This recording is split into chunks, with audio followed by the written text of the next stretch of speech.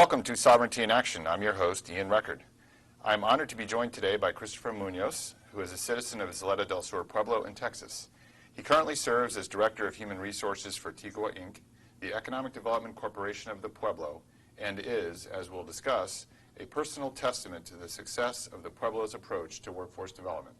Welcome, Christopher, and good to have you with us today. Thank you for having me. It's an honor. So I shared a little bit about who you are, but why don't you start by just telling us a little bit more about yourself? What did I leave out? Sure. I'm the Director of Human Resources, like you just said. I came from a family of 6 and very strong with the tribe and here to serve. So before we dive into our main topic of discussion, which is workforce development, sure. Can you provide us with a brief overview of Ysleta del Sur Pueblo? Can you tell us a little bit about the nation, its people, its land, its culture, for those who may not have a clue about those things? Absolutely. We are striving culture for over 300 years. We've been, we were placed there by the Spanish, and we were there to build some missions. And since then, we have been striving and fostering our culture and our heritage and our people. And we're growing that in different avenues of business with culture, and that's what Tigua Inc.'s there for, and I'm striving to accomplish that. So we're here today to discuss the topic of tribal workforce development, sure. and how tribal nations are working strategically and innovatively to build their human capacity in order to achieve their long-term nation-building priorities. At Ysleta del Sur, this effort is being led primarily by the Empowerment Department, along with other entities that work together, like Tigua Inc. And I'm curious, let's start with the Empowerment Department. How and why did Ysleta decide to create that department, and what is its mission?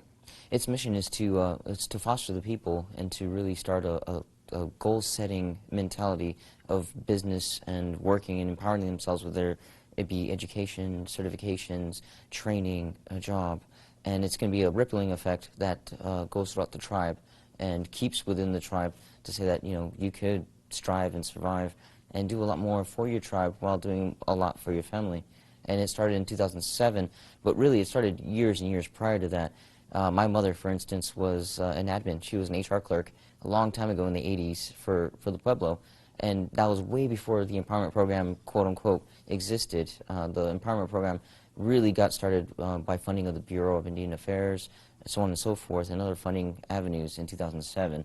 And since then, it's been entangling itself with education, higher education certifications, training, and what have you, for higher development of families and people in general for our tribe. And it's been striving, and I think I am a bit of that. Yeah, we'll talk about that a little bit later. Sure. So can you expound a little bit on that, though? What sort of future is the Empowerment Department and all these other entities that you've referred to, what kind of future is it trying to create for the nation and its people, both individually and collectively? Individually and collectively, self-sustaining, self-governing, but moreover self-sustaining, and it's more of a holistic approach of things, but it is to grow each and every individual and to have them either strive for the tribe or they work and they give back for the tribe. And that's pretty much the basis of, and the gist that I get from the economic development. There's many views, I'm sure, but that's where I get from it. So can you paint a picture? Yes, you're relatively young, but you mentioned your mother worked for HR, sure, or worked for admin for the tribe. So I'm sure you've gotten exposure to this over the years. Can you paint a picture of some of the challenges that the Pueblo faces when it comes to workforce development, when it comes to building its capacity to do some of the things that you've described? Faith, having faith in themselves. A lot of people see qualifications, education, what have you, and people don't think it's within their realm. And I think it's standing at the edge of the cliff, take that leap of faith and have faith in yourself, not in what other people see, just have faith in yourself. That's the picture that I like to paint. Jump, go for it. So one of the other challenges that I've seen with the Pueblo and many other nations as well across the Indian country is the ability to reach a lot of your citizens. Ysleta is right in the middle of El Paso, Texas, and you've got a lot of your citizens that live sort of outside of the main community, that live quite a bit of ways away. Does that not present another challenge of just trying to be able to provide workforce development opportunities for your citizens regardless of where they live? Absolutely, it's a big hurdle to have. Once you leave the pueblo, so to speak, it's very hard to get people back, or very hard to get relations and communications. When I have jobs, for instance, that are up in Washington, D.C. or Colorado, what have you, it's very hard to get people to actually acknowledge that, oh, wow, we have a contract here, our tribe is here, but more or less, they already have a job, they already have their way of life, and it's very hard to break that barrier. So it is an obstacle. So is that part of what the Pueblo is trying to do, though, is to provide more opportunity to build personal capacity, but in turn then be able to apply that personal capacity that is built through the workforce development efforts on behalf of the nation by providing them opportunities in tribal business, providing opportunities back at home, and ideally bring them back into the cultural and community fold that will ultimately strengthen the nation over time? Yes, absolutely. To be honest with you, I wasn't into much of the culture when I was young. We moved out of the Pueblo when I was 3, and giving back was an obstacle for me. It was an unknown thing to me. But as soon as I went to school, graduated, got my job, I reinvented myself with my tribe and said, got to give back. And I must imagine it must be a hurdle or some sort of obstacle or an adventure for other people outside of the Pueblo, especially outside of the state, to come back and give back to the people. And that's what it's about. It's interesting. You mentioned going away, getting higher education, and coming back. And it sounds, and from what I can gather from my work with the Pueblo over the years, that there's an attitude among not just those in leadership, but those throughout tribal government and the community of wanting to welcome back those people that have invested in themselves by getting degrees and figuring out how do we get them to make a difference on behalf of the nation. And that's an issue in a lot of communities where people that go off and get higher education are in many cases ostracized by their own people, viewed as different somehow. Right. How does that dynamic play out at the Pueblo, and is there a discernible, I guess, tangible effort to really instill that message in people who go off and get educated that we want you back, we want you to contribute to the nation? To answer your question, yes, there is a tangible form. We have ceremonies all the time for high school graduates, associates graduates, GED graduates, and college grads. And we were just there. Lieutenant Governor Chris Gomez, the governor, Carlos Hizo was there, tribal council, and they had that same answer. You got to come back. You got to give back. And it was a speech that they gave.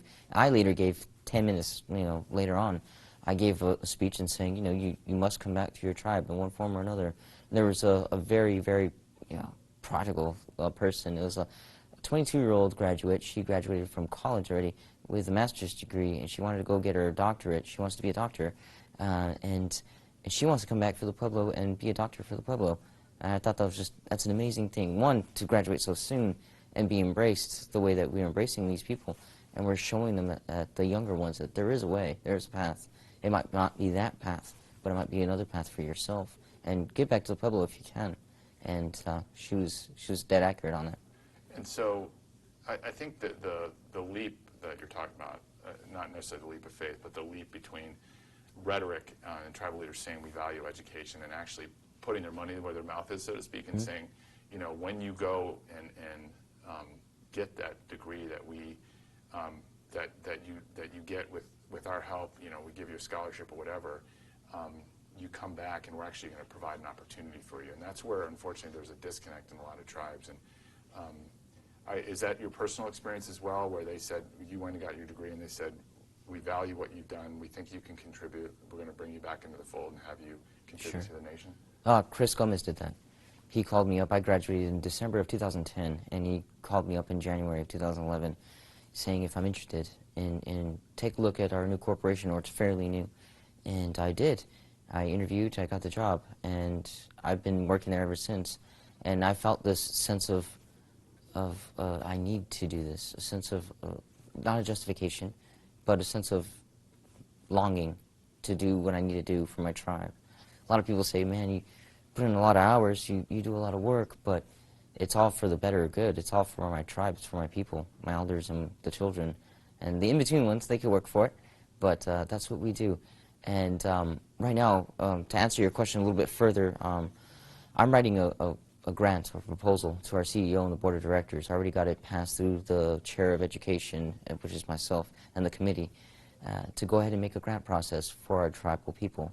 And what we're going to do is we're going to send you to school. We'll have the scholarship program still ready for you. We'll send you to school, though, fully paid, books, expenses, everything you need. But however long it takes you to go to school, you're going to give those years back to your tribe by signing off on our little contract that we're going to have for you.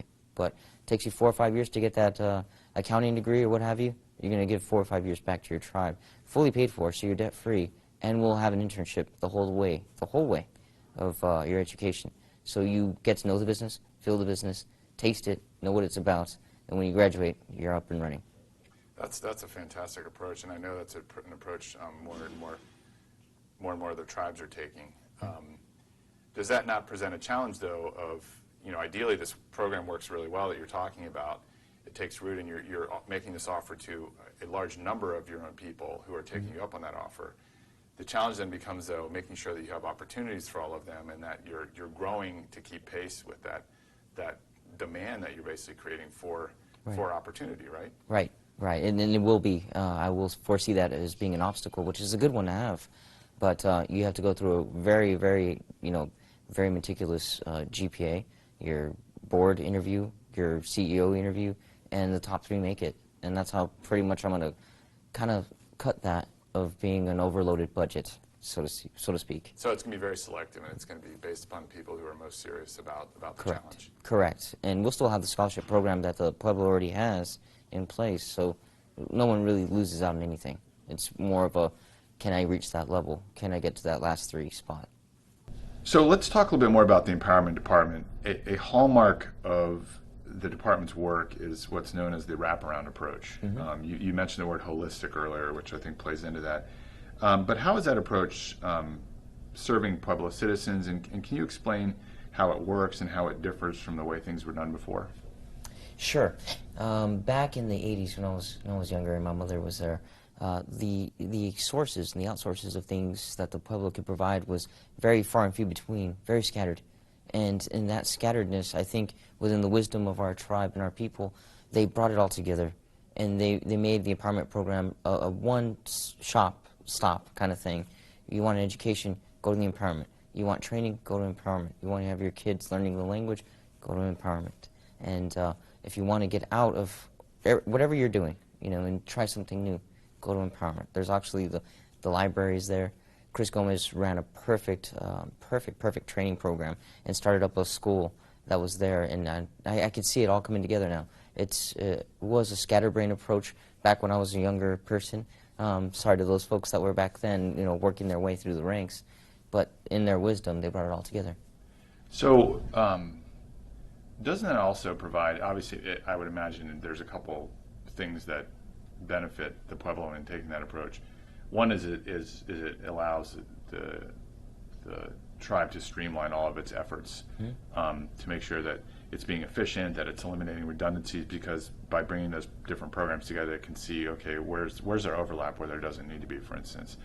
But isn't another part of it, by bringing those things together and doing it holistically, taking this holistic approach, that you don't treat the various challenges or issues that an individual citizen faces separately, and you're able to look at their entire being, if you will, and say, what do they really need as a person, and not just what is this issue that they're dealing with, but what are they dealing with as a person, and how can we empower them to succeed in whatever it is they want to do?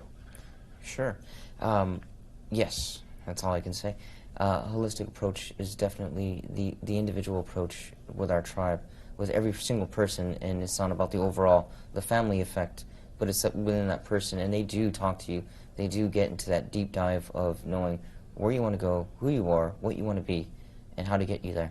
And they do try that in every aspect there at the empowerment department. It's an awesome best thing to have. It's a blessing. And to all the empowerment folks out there, thank you. And they really do a great job. So how does some of the other challenges we've heard of from other tribes that are trying to engaged in workforce development, trying to build the capacity of their own people to contribute is things like, well, it's hard for me to get and keep a job because I have childcare needs, or I have transportation needs, or there's always these litany of things that can get in the way of obtaining and then sustaining employment and advancing through the ranks to positions of senior management, et cetera. Are those things also addressed by the Empowerment Department and some of the other entities that work in this area? Absolutely, yes. And we do make it work, and that's the whole different approach, the individual approach that our empowerment program provides us. I hire a person, for instance, and this has happened. They need a ride, they need a lift to go to Tigua Transportation. That's halfway across the city. We make it happen. You want to get a job and work for Tigua Inc. You need a way to come in, come out. You need to take care of your family. We make it happen, but we do have our expectations. And we tell them we expect these goals to be succeeded, and if you don't, we'll find something else for you. But sorry, we provide ourselves a very diverse but a very, very competitive market of people and industry.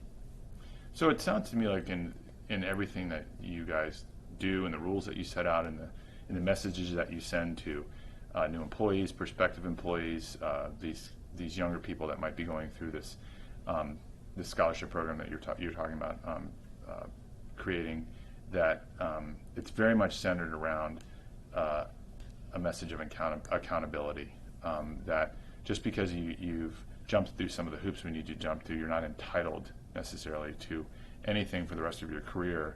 You're entitled to an opportunity to show us what you can do, basically. Correct. And we'll live up to our end of the bargain if you do that, and we expect you to live up to yours. Absolutely, and that's the case in point. I've been dealt with those cards. My CEO set the expectation. He said, exceed them or meet them, but I expect you to exceed them. And ever since then, February of 2011, I've been trying to exceed, and I can see that in our government as well. Our tribal politics, Christopher Gomez and Carlos Issa, our governor, I could see that growth and that expectation level rise. And as we are separated by politics and business by the board of directors, you can see that growth there.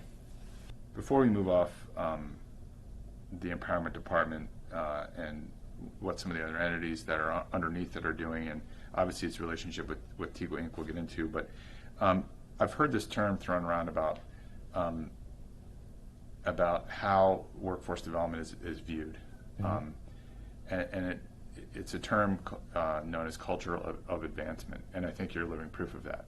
Culture of advancement. It's not just we're going to get you a job, but we're going to show you how to advance through the ranks. And can you describe how and why it was decided that was a culture worth fostering, and how is it reflected in the functioning of the Pueblo's government and its enterprises that you're involved with?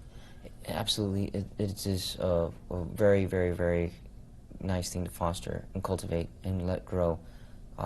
One instance, our transportation general manager, she's been working with the tribe for over 10 years, and she's the general manager now of the fuel and oil industry.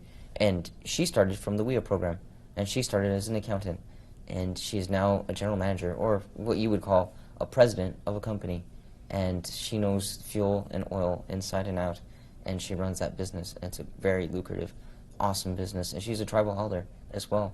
And a lot of people, I think 10 years ago, might have said, you start off accounting, bless you, and have at it and see what happens. And she stuck through it, and she stuck through 3 major renovations of management in that corporation, or that subsidiary, and she's now the leader of it. And I think her being living proof as a tribal elder is a great fact to all that. So as I mentioned in your introduction, you personify the success of the Pueblo's approach to workforce development, and specifically this culture of advancement that I just mentioned. How so? I know you went from intern, right, mm-hmm. just about 4 years ago, to now you're at the director level. How did all that happen, and what can other tribes and tribal leaders take from your personal journey in terms of how to structure an effective approach to workforce development and advancement? Sure. Allow people to grow, but allow them to learn with a great mentor, John Bailey, my CEO. mentored me, and he still is. He's teaching me the ropes, so to speak, to this day. Got in there and ground running and keep it going as fast as you can and show your people it can be done. And it doesn't matter if you're an intern or you're a WIA participant or you are a manager or director. Anything can be possible. And if I'm living proof of that, that's great. And if people want to take that at face value, great too. But I don't know. It's just one of those things, you're giving back to your pueblo, your culture, keeping everything within your culture. Everywhere you go, nationwide, D.C. all the way down to Texas, I talk about our people, our culture, our fostering and cultivating of our culture, and keeping it. And that's what you got to do. It's just instilled in us. So isn't part of this culture of advancement, though, and I see it in you, is it's incumbent upon the Pueblo in this case, and its various entities that offer employment, whether it's in the business or in the government, to set the bar high, right? To set the bar high for their people and say, if you want to advance, this is what you're going to have to do as you've laid out. We're gonna give you everything, all the tools you need in order to do that. So there won't be any excuses. Basically, it's going to be on you. That's correct. And is that? Can you maybe talk a bit more about that and how that culture is permeated throughout how employees understand their jobs? Absolutely. Getting our level of experience and growth with our jobs and government work, like you just said, you have to have a government clearance. You have to have a good background, good credit. You have to live that path of, hey, I got a top secret clearance, I got to do this, that, and the other. And the young folks particularly be very interested. And if you lead them, they will follow. And that's the way they got to do it. And back in the 80s, it must have been different because these opportunities weren't there. In the last 4 years, these opportunities have just vastly, outnumbered itself. I could hardly keep up. But that's what we do, and you have to set the path. So you mentioned that you're being mentored by John Bailey, the CEO of Tigua Incorporated. How formal is that relationship? And what I mean by that is there an expectation that he's mentoring you to someday to be in his position, to be the Tigua citizen who has reached the top of that particular field within the tribe? I mean, is that part of the discussion and part of your understanding of how this is all supposed to work, presuming that you do live up to those expectations? Presuming that I do, of course. John Bailey has told me, work himself out of a job and his wisdom, and he teaches you everything that you need, all the tools that you need to succeed, and teaches you the path and the way to get there. And I do see it. And I see it through our board members as well, and our tribal government. I see that path, and I have been told that if you work, and you work your way up, you will get there, no matter what that up may be. It may be director level, like I am right now, strategic level to being a CEO, CFO, COO, or whatever have you. But that expectation has been risen and told to me that you're expected to succeed and take this tribe, or our tribe, to the next level. And if you can't, we'll find somebody else that'll do it, and that's not a bad thing. I think that's, if you talk to a lot of tribal leaders, that would be their preference, exactly what you just laid out. But then I think for a lot of tribes, the political reality set in of how can I follow through on that. It's not necessarily a threat, but that understanding that I'm conveying to this person that if you don't meet our expectations, we will find someone else. And that, I think that's where a lot of tribes struggle, because there's a lot of pressure, political pressure to perhaps keep people in certain positions who aren't performing because they're tribal citizens. I guess the question would be, how do you guys do that, both culturally and perhaps with rules that lay out and make it clear to everybody that, this is the expectations we've laid out, here's the criteria they have to meet. If they don't, here's the process for how we go in a different direction. Absolutely. Our board of directors, they handle that very well. They encompass more or less our tribal members. We have one person that's not a tribal member, and we have a tribal council member in there as well. And they do set that expectation. They do meet a goal, or they have these goals that you have to meet, whether it be financial, whether it be goals in the system, the cultivation of the corporation and subsidiaries, and what have you. And if you don't meet those expectations, That's the goal. If you don't meet them, you're just gonna have to step aside. If you can't lead and have people follow through, then they'll find somebody else that'll lead. So that way they got people follow through. So I wanted to sort of take a step back and look big picture. As NCAI has learned in talking with key people in your nation, the Pueblo envisions its workforce development activities as an integral part of its Pueblo-wide effort to create Tigua citizens, to foster Tigua citizens who are committed and capable of contributing to the Pueblo over the entirety of their lives. And can you talk a bit more about that overarching objective, and how is it reflected in the variety of workforce development activities that the Pueblo is engaged in? Absolutely. It's reflected in the people itself. If you were to take a visit, you would see that rippling effect that the mother or the father that went to school or did not go to school, got the job, didn't go to get the job, but went to school and got a higher education, bettered themselves. You see that instilled in their children. And you see that with the graduation levels as well.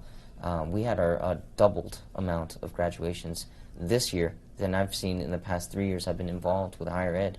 And every single one of those people that graduate as valedictorians or what have you, they always talk about giving back. They always talk about, I've been given a chance, and I'm going to come back, and I'm going to give back to my people in one way or another.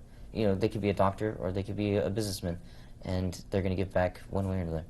So it's interesting you bring that up, because with some of the other tribes that we've been working with on this, this look at workforce development and how to be innovative and effective, this is a common theme, is not waiting until your young people are out of high school to start thinking about how do we develop their capacity to, to contribute to our workforce, to contribute to our nation, but actually starting very young and getting them thinking about their role in as contributors to the nation at a very young age, their role in terms of what careers they want to get involved in, and providing them exposure to that. Is that part of the equation for Ysleta?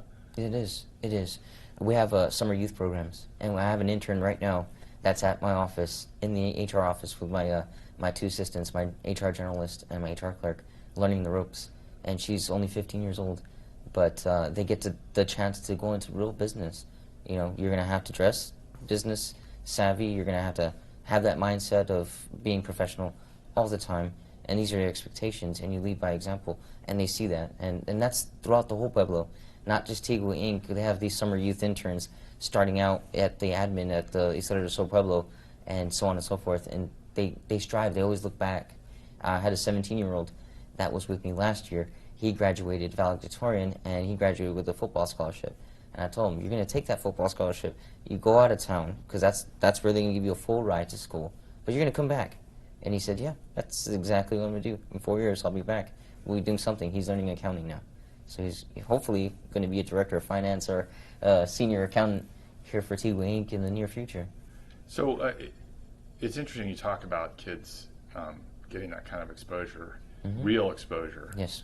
Not sort of a day visit to what daddy does at work kind of thing, but real exposure to real careers and what the expectations of those careers are at such a young age. I would imagine not every child at that age is going to get that exposure and be like, oh, yes, this is exactly what I want to do, right? But at least they understand, maybe this isn't right for me. Maybe my interest lies somewhere else. But isn't that a good thing to figure out before the tribe has invested all those dollars in a college degree, college scholarship, and that sort of thing? Absolutely. I've had summer youth interns that straight out told me, no, this business life is not for me.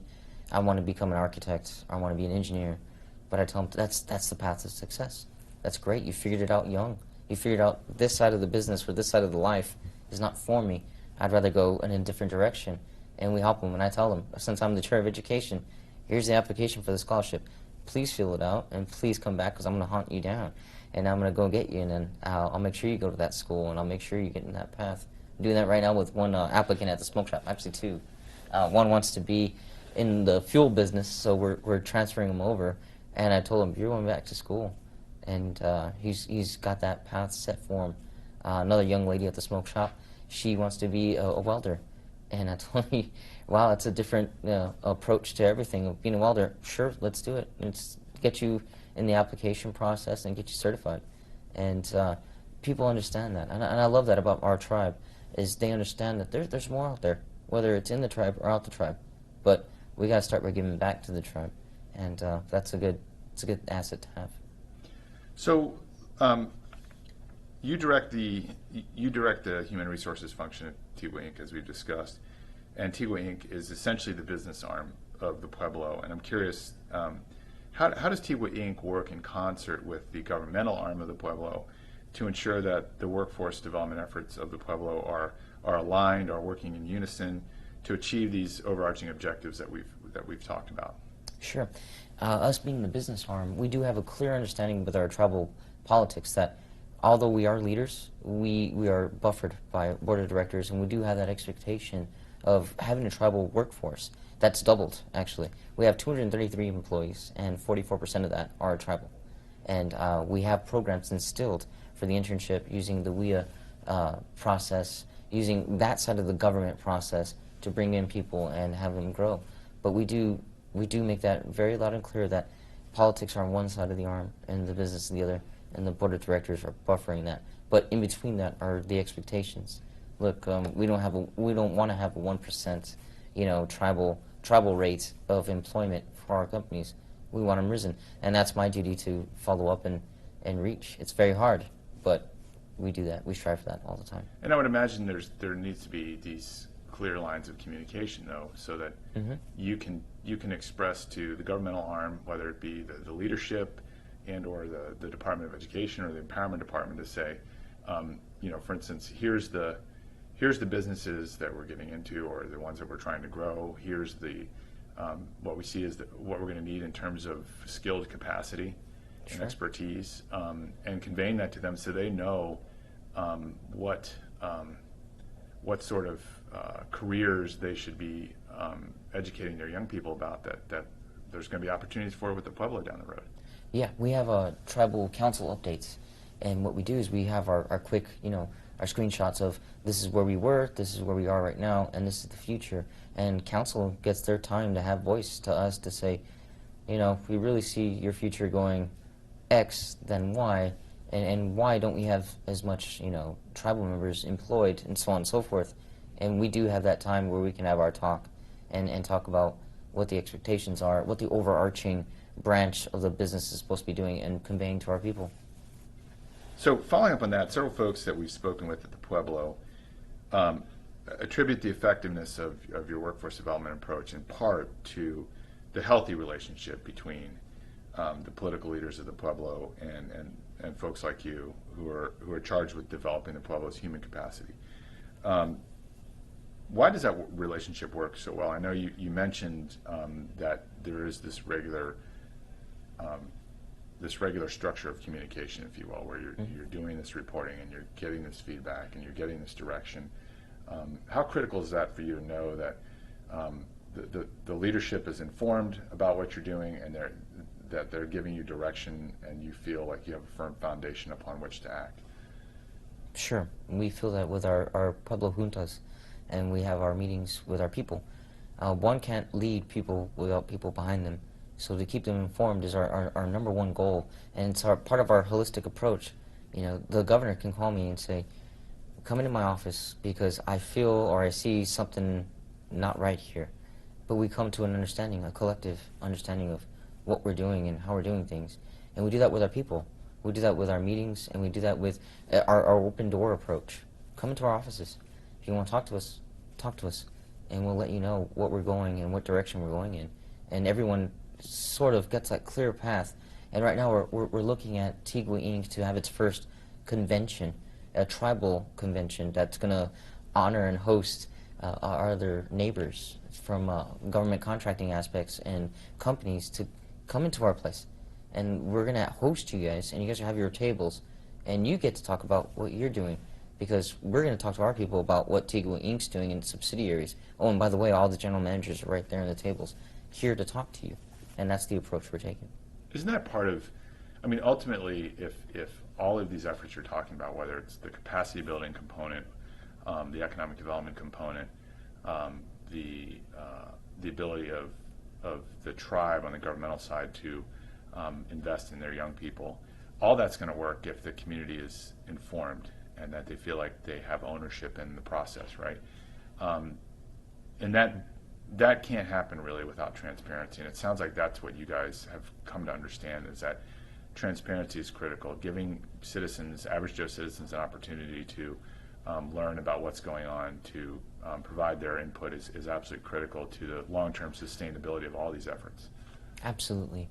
Transparency is key, and that's what our boss said on my first week there. Transparency. Let people know what you're doing. If it's government work, of course, and sensitive, we can't be discussing that clearly to the masses. But let the people know what you're doing, because the people will follow. And people will lead. You will have leaders in that pack that are going to come up and strive and succeed. But they got to know first. They got to know what they're getting into, the playing field, so to speak. So yes, transparency is key. One final question for you, and that is this about sustainability. It seems like you guys are growing quickly. You're doing a lot of wonderful things. Yet I would assume there's a concern of how do we keep this going over time, and how do we prepare to meet that challenge of sustainability? There is. It's a growing concern with me week in, week out, because we win contracts and we do business nationwide, and we are growing. We hired 51 people 2 months ago, and we're hiring more and more every month. And to keep that all encompassed and keep it together, it is going to be a challenge. I don't know the answer to that yet, and I'll say that at face value. I don't know the answer to that, but I will strive to find it and keep it and make sure that we don't lose a mirror image or a split image of our culture. We don't lose anything, any second, any value of it, and our sustainability of keeping it. I don't know the answer, but I'll look for it. Well, let me ask you one final question to follow up on that. What is the role of culture in the workforce development approach? How is it invoked in that approach? How is it strengthened by that approach? It's interesting, just to give you a sort of lead into a possible answer, if you will. I was talking years ago with the leader of another tribe, and he was saying that we weren't expecting that our economic success, our ability to bring people back home, to provide more people at home and opportunities where they wouldn't leave, it actually sparked a cultural renaissance among our people. So I'm curious, where does culture fit in the workforce development approach, and how is it strengthened by it? It's fitted the whole way. It's like customized, and they take you through the interview process. They take you to saying you've got to learn at least our feast days, our holidays, and you've got to participate in one way or another. And with the workforce development that we build, especially with Tigua Inc., those holidays are open for tribal and non-tribal persons to go ahead and be a part of. And they got to know you're working for our people, and our tribal people are going to foster it, and they're going to take care of it because we take care of you. And that's the whole holistic approach that we have. We take care of you, but come in with open arms, as we do, and learn about our people. It's a beautiful culture. It's a beautiful thing that's been saved and fostered for the past 300 years there in El Paso, Texas. Well, we really appreciate you taking some time for sharing your thoughts and experience and wisdom with us, and thank you. Thank you. Thank you for having me. That's all the time we have on today's episode of Sovereignty in Action, a program of the National Congress of American Indians. To learn more about Sovereignty in Action, please visit NCAI's website at www.ncai.org. Thank you for joining us. Copyright 2015, National Congress of American Indians.